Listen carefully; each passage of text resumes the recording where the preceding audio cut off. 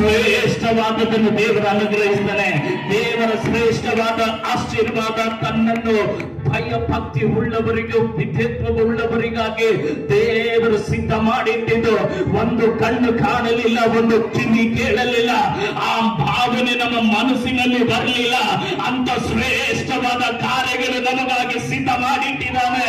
ನಾವು ಹೋರಾಟ ಮಾಡಬೇಕಾಗಿಲ್ಲ, ನಾವು ಅದಕ್ಕಾಗಿ ಹಲ್ಲೆಲೂಯಾ ಕಷ್ಟ ಪಡಬೇಕಾಗಿಲ್ಲ. ದೇವರ ಕೃಪೆಯಿಂದ ನಮಗಾಗಿ ಒಂದು ಸಿದ್ಧ ಮಾಡಿಟ್ಟಿದ್ದಾನೆ.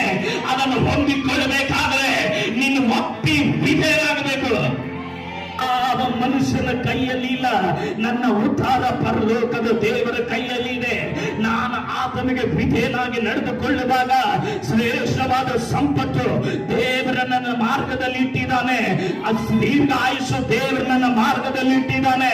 ಕಾರಣ ಯೆಹೋವನ ಮಾರ್ಗವು ಅದು ಪರಿಶುದ್ಧವಾದದು, ಯಾವ ದೋಷವಿಲ್ಲದು. ಅದು ದೇವರು ತನ್ನಲ್ಲಿ ಭಯ ಭಕ್ತಿ ಉಳ್ಳವರಿಗೆ ತನ್ನ ಮಾರ್ಗವನ್ನು ತೋರಿಸ್ತಾನೆ. ಆ ಮಾರ್ಗದಲ್ಲಿ ಕುರುಡನೋದ್ರು ನಾಶವಾಗೋದಿಲ್ಲ, ಆ ಮಾರ್ಗದಲ್ಲಿ ಯಾರು ಹೋದ್ರು ಅವನು ನಾಶವಾಗೋದಿಲ್ಲ. ಅವನು ದೇವರ ಶ್ರೇಷ್ಠವಾದ ಸಂಪತ್ತನ್ನು ಅನುಭವಿಸ್ತಾನೆ. ಅವಶ್ಯಕತೆ ಇಲ್ಲ. ದೇವರು ನಿನ್ನ ಅಡ್ರೆಸ್ ಅನ್ನು ನಿನ್ನ ಪಕ್ಕದ ಮನೆಗೆ ಕಳಿಸೋದಿಲ್ಲ. ಒಬ್ಬರು ಯಾರಾದ್ರೂ ಇದ್ರೆ ಕೈಯನ್ನೆತ್ತು ದೇವರಿಗೆ ಸ್ತೋತ್ರ ಮಾಡಿ. ನನ್ನ ಆಶೀರ್ವಾದವನ್ನು ಕಿತ್ತುಕೊಳ್ಳುವುದಕ್ಕೆ ಯಾವ ಶತ್ರುವಿಗೂ ಸಾಧ್ಯ ಇಲ್ಲ. ನನ್ನ ಬಿಡುಗಡೆಯನ್ನು ತಡೆದು ನಿಲ್ಲಿಸುವುದಕ್ಕೆ ಯಾವ ಶತ್ರುವಿಗೂ ಸಾಧ್ಯ ಇಲ್ಲ. ದೇವರು ನನಗಾಗಿ ಇಟ್ಟಿದ್ದನು, ಅದು ತಕ್ಕ ಕಾಲದಲ್ಲಿ ಅದನ್ನು ಹೊರಗಡೆ ತರ್ತಾನೆ. ಆ ಕಾಲ ಸಮೀಪಿಸಿದಾಗ ಪ್ರತಿಕೂಲಗಳು ಹೆಚ್ಚಾಗುತ್ತೆ, ಹೋರಾಟಗಳು ಹೆಚ್ಚಾಗುತ್ತೆ, ವಿರುದ್ಧತ್ವಗಳು ಹೆಚ್ಚಾಗುತ್ತೆ. ಆದ್ರೂ ಕರೆದ ಆತನು ನಂಬಿಗಸ್ತನಾಗಿ ನಿನ್ನನ್ನು ತಲುಪಬೇಕಾದ ಸ್ಥಳಕ್ಕೆ ಅವನು ತಲುಪಿಸುವುದಕ್ಕೆ ನನ್ನ ದೇವರ ಶಕ್ತನನ್ನು ಯಾರಾದರೂ ಇದ್ರ ಒಳಗಡೆ ಇದ್ರೆ ದೇವರಿಗೆ ಗಟ್ಟಿಯಾಗಿ ಒಂದು ಸ್ತೋತ್ರ ಹೇಳ್ರಿ. ನನ್ನ ಸಮೃದ್ಧಿ, ನನ್ನ ಬಿಡುಗಡೆ ಆತ ದೇವರ ಕೈಯಲ್ಲಿ ಇದೆ. ಅವನ ಅದನ್ನು ಕೊಟ್ಟೇ ಕೊಡ್ತಾನೆ. ಆತನನ್ನು ಉದ್ಧಾರ ಮಾಡೇ ಮಾಡ್ತಾನೆ. ನಂಬಿಕೆ ಇದ್ದವರು ಯಾರಾದ್ರೂ ಇದ್ರೆ ಹೇಳ್ರೆ, ನನ್ನ ಜೀವಿತ ಹೀಗೆ ಇರುವ ಒಣಗಿರೋ ಅವಸ್ಥೆಯಲ್ಲಿ ಇರೋದಕ್ಕಾಗಿ ಅಲ್ಲ, ದೇವರ ಸರ್ವ ಸಂಪತ್ತನ್ನು ಶ್ರೇಷ್ಠ ಸಂಪತ್ತನ್ನು ಅನುಭವಿಸುವುದಕ್ಕಾಗಿ ದೇವರನ್ನು ಆರಿಸಿ ತೆಗೆದುಕೊಂಡಿದ್ದಾನೆ. ಜೀವಿತವಾಗಿ ನೀನು ಕಾಣುವ ಮಂಡಲದಲ್ಲಿ ಅಲ್ಲ, ನಿನ್ನ ಕಾಣದೇ ಇರುವ ಮಂಡಲದಲ್ಲಿ ನಿನ್ನ ವಿರುದ್ಧವಾಗಿ ಶತ್ರು ಕಲ್ಪಿಸಿದ ಎಲ್ಲ ಕಾರ್ಯಗಳನ್ನು ಅದನ್ನು ಲಯ ಮಾಡುವಂಥದ್ದು. ಅದನ್ನು ಆತ್ಮನ ಮಂಡಲದಲ್ಲಿ ನೋಡುವಾಗ ನಾನು ಹೇಳ್ತೇನೆ, ಆ ಶತ್ರುವೇ ನಿನ್ನ ಯಾವ ಆಯುಧಗಳು ನನ್ನ ಕುಟುಂಬವಾಗಿ ವಿರುದ್ಧವಾಗಿ ಫಲಿಸೋದಿಲ್ಲ. ನೋಟಿಫಿಕೇಶನ್ಗಳು ದೊಡ್ಡದಲ್ಲ ಅಂತ ಯಾವಾಗ ಚಿಂತೆ ನಿನ್ನ ಒಳಗಡೆ ಬರುತ್ತೋ ದೇವರ ಪ್ರಸನ್ನತೆ ನಿನ್ನನ್ನು ಆವರಿಸಿಕೊಳ್ಳುತ್ತೆ. ಹಲ್ಲೆಲೂಯಾ. ದೇವರು ತನ್ನನ್ನು ಸನ್ಮಾನಿಸುವವರಿಗೆ ಆತನು ಸನ್ಮಾನಿಸ್ತಾನೆ.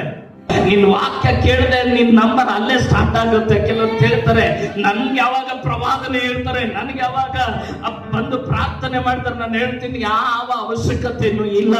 ಪರಿಶುದ್ಧಾತ್ಮನ ನಿನ್ನನ್ನು ಟಚ್ ಮಾಡಿದ್ರೆ ಈ ಪರಿಶುದ್ಧಾತ್ಮನಲ್ಲಿ ಒಂದು ವಿಶೇಷತೆ ಇದೆ.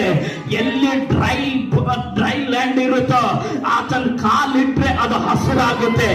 ಆತನ ಒಳಗೋಗಿರುವ ನಿಮ್ಮ ಜೀವಿತದಲ್ಲಿ ಕಾಲಿಟ್ರೆ ಅದು ಹಚ್ಚ ಹಸಿರಾಗಿರುತ್ತೆ. ಇವತ್ತು ಅನೇಕರ ಜೀವನ ಒಣಗಿರುವ ಅವಸ್ಥೆ ಇದೆ. ಎಷ್ಟು ಬಿಸ್ನೆಸ್ ಮಾಡಿದ್ರು ಇಂಪ್ರೂವ್ ಆಗೋದಿಲ್ಲ, ಎಷ್ಟೇ ಕೆಲಸ ಮಾಡಿದ್ರು ಫಲಿಸೋದಿಲ್ಲ, ಎಷ್ಟೇ ಸೇವೆ ಮಾಡಿದ್ರು ಹಲ್ಲೆಲೂಯಾ ಆತ್ಮಗಳ ರಕ್ಷಣೆ ಬರೋದಿಲ್ಲ. ನಾನು ಹೇಳ್ತೇನೆ ಅಲ್ಲಿ ಪರಿಶುದ್ಧಾತ್ಮನ ಅವಶ್ಯಕತೆ ಇದೆ. ನಿನ್ನ ಕುಟುಂಬದಲ್ಲಿ, ನಿನ್ನ ಸೇವೆಯಲ್ಲಿ, ನಿನ್ನ ಬಿಸ್ನೆಸ್ ನಲ್ಲಿ, ನಿನ್ನ ಕೆಲಸದಲ್ಲಿ ಪರಿಶುದ್ಧಾತ್ಮನ ಚಲನೆ ಉಂಟಾದ್ರೆ ಅದು ಹಿಂದೆಂದು ಕಾಣದೇ ಇರುವ ವಿಶೇಷತೆಗಳು, ದೇವರ ಕೃಪೆ, ದೇವರ ಮಹಿಮೆ ನಾನು ಅನುಭವಿಸ್ತೀಯ. ಹಲ್ಲೆಲೂಯಾ. ನನ್ನ ಮನೆಯಲ್ಲಿ ಸಮಾಧಾನ ಇಲ್ಲ, ನನ್ನ ಕೂಟ ಇಟ್ಕೊಳ್ಬೇಕಂತ ನಾನು ಹೇಳ್ತೀನಿ. ಕೂಟ ಇಟ್ಕೊಂಡಾಗ ಪರಿಶುದ್ಧಾತ್ಮನ ಬಂದು ಹಲ್ಲೆಲೂಯಾ ನಿನ್ನ ಕುಟುಂಬದಲ್ಲಿ ಚಲಿಸ್ತಾನೆ. ಹಲ್ಲೆಲೂಯಾ. ಆಗ್ಲೇ ಒಣಗೋಗಿರುವ ಎಲ್ಲ ಅವಸ್ಥೆಗಳು ಚಿಗುರು ಹೊಡೆಯೋದಕ್ಕೆ ಪ್ರಾರಂಭ ಆಗುತ್ತೆ. ನನ್ನ ಆತ್ಮನ ಮಂಡಲದಲ್ಲಿ ಇರುವ ವಿಷಯಗಳು ಹೇಳ್ತಾ ಇದ್ದೀನಿ. ಅರ್ಥ ಆದ್ರೆ ಮಾತ್ರ ಆಮೇಲೆ ಹೇಳಿ. ಪಾಸ್ಟರ್ ಮನೆಗೆ ಬಂದ್ರೆ ಕೆಲವರು ತಿಳ್ಕೊಳ್ತಾರೆ. ನಾನು ಅವಾಗ ಹಂಗೆ ತಿಳ್ಕೊತಿದ್ದೆ. ಹಲ್ಲೆಲೂಯಾ. ರಕ್ಷಣೆ ಮಾರ್ಗದಲ್ಲಿ ಇದ್ದೇ ಇರುವಾಗ ಪಾಸ್ಟರ್ ಮನೆಗೆ ಬಂದ್ರೆ ನಾನು ಹೇಳ್ತಾ ಇದ್ದೆ, 100 ರೂಪಾಯಿ ಕೊಟ್ಟು ಹೇಳ್ತಾ ಇದ್ದೆ, ಹಲ್ಲೆಲೂಯಾ ಕೊಡು ಕಾಣಿಕೆ ಕೊಟ್ಟು ಕಾಣಿಕೆಗಾಗೆ ಬರ್ತಾರೆ, ಕೊಟ್ಟು ಕಳ್ಸಂತ.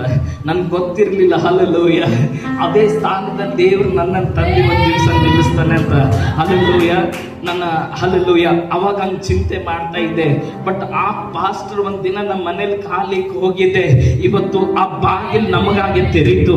ಯಾವ ಸೇವಕನು ಯೇಸುವಿನ ನಾಮದಲ್ಲಿ ನಿನ್ನ ಮನೆಗೆ ಬರ್ತಾನೋ ಅದು ನಿನ್ನ ಮನೆಗೆ ಅದು ಸಾಧಾರಣವಾಗಿರೋದಿಲ್ಲ. ಅಲ್ಲಿಂದ ಒಣಗಿರುವ ಅವಸ್ಥೆ ಆತ್ಮಿಕ ಸೇವಕನು ನಿನ್ನ ಮನೆಗೆ ಸುಮ್ಮನೆ ಬರೋದಿಲ್ಲ. ಅವನು ಒಬ್ಬನೇ ಬರೋದಿಲ್ಲ, ಅವನ ಜೊತೆಗೆ ಪರಿಶುದ್ಧಾತ್ಮನ ಇರ್ತಾನೆ. ಈ ಪರಿಶುದ್ಧಾತ್ಮ ನಿನ್ನ ಮನೆಯಲ್ಲಿ ಕಾಲಿಟ್ರೆ ಒಣಗಿರುವ ಅವಸ್ಥೆಗಳೆಲ್ಲ ಚಿಗುರು ಹೊಡೆಯುತ್ತೆ. ಆ ಚಿಗುರು ಹೊಡೆದ್ರೆ ನೀನ್ ಕಾಣ್ತೀಯ. ಚಿಗುರು ಹೊಡೆದ ಮೇಲೆ ನೀರಿನ ಅವಶ್ಯಕತೆ ಇರುತ್ತೆ. Hallelujah, hallelujah, hallelujah. ಚಿಗುರು ಹೊಡೆದ್ರೆ ನೀರಿನ ಅವಶ್ಯಕತೆ ಇರುತ್ತೆ. ನೀರಿಲ್ಲ ಅಂದ್ರೆ ಮತ್ತೆ ಒಣಗೋಗುತ್ತೆ. ಒಬ್ಬರೇನಾದ್ರೂ ಇದ್ರೆ ಆಮೇಲೆ ಹೇಳ್ರಿ.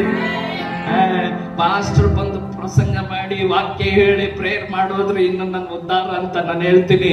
ಹಲ್ಲೆಲೂಯ. ಜಸ್ಟ್ ಒಣಗೋಗಿರೋದನ್ನು ಚಿಗುರು ಹೊಡೆಯುವಂತೆ ಹಲ್ಲೆಲೂಯ ಅಲ್ಲಿ ಪ್ರೆಸೆನ್ಸ್ ಹಿಡಿತು. ಅದರ ಅರ್ಥ ಏನಂದ್ರೆ ಅಲ್ಲಿಗೆ ಫಿನಿಶ್ ಆಗ್ಬಾರ್ದು. ಹಲ್ಲೆಲೂಯ. ಅದು ಸ್ಟಾರ್ಟ್ ಅಲ್ಲಿಂದ ಹೊಸ ಆರಂಭ, ನ್ಯೂ ಬಿಗ್ನಿಂಗ್. ಹಲ್ಲೆಲೂಯ. ಅಲ್ಲಿ ನೀನು ದಿನ ನೀರು ಒಯ್ಯಬೇಕು. ನೀನು ದಿನ ಅದಕ್ಕೆ ಗೊಬ್ಬರ ಹಾಕಬೇಕು. ಅದು ಹಾಕ್ತಾ ಇದ್ರೆ ಅದು ನಿನ್ನ ಕುಟುಂಬದಲ್ಲಿ ಫಲಿಸುತ್ತೆ. ಅದು ನಿನ್ನ ಆತ್ಮನ ಫಲಗಳು ನಿನ್ನ ಕುಟುಂಬದಲ್ಲಿ ಕಾಣ್ತೀಯ. ಸಂತೋಷ, ಸಮಾಧಾನ, ದೀರ್ಘ ಶಾಂತಿ, ದಯೆ. ಹಲ್ಲೆಲೂಯ. ಇದೆಲ್ಲ ಹೆಂಗ್ ಕಾಣಿಸುತ್ತೆ ಅಂದ್ರೆ ಪರಿಶುದ್ಧಾತ್ಮನ ಒಂದು ಸಾರಿ ಬಂದು ಹೋಗೋದಲ್ಲ. ಪರಿಶುದ್ಧಾತ್ಮ ನಿನ್ನ ಒಳಗಡೆ ನಿನ್ನ ಮನೆಯಲ್ಲಿ ನೆಲೆಗೊಳ್ಬೇಕು. ಪರಿಶುದ್ಧಾತ್ಮ ನೀನ್ ಬಾ ಅಂದಾಗ ಬರೋದಿಲ್ಲ. ನೀನ್ ಕೂರ ಅಂತ ಹೇಳಿದಾಗ ಕೂರಲ್ಲ. ನೀನ್ ಹೋಗಂತ ಹೇಳಿದಾಗ ಹೋಗಲ್ಲ. ಪರಿಶುದ್ಧಾತ್ಮ ನಿನ್ ಚಿತ್ತದಂತೆ ನಡೆಯುವವನಲ್ಲ, ಪರಿಶುದ್ಧಾತ್ಮನ ತಂದೆ ಚಿತ್ತದಂತೆ ನಡೀತಾನೆ. ತಂದೆ ಚಿತ್ತ ಏನು ಅಂದ್ರೆ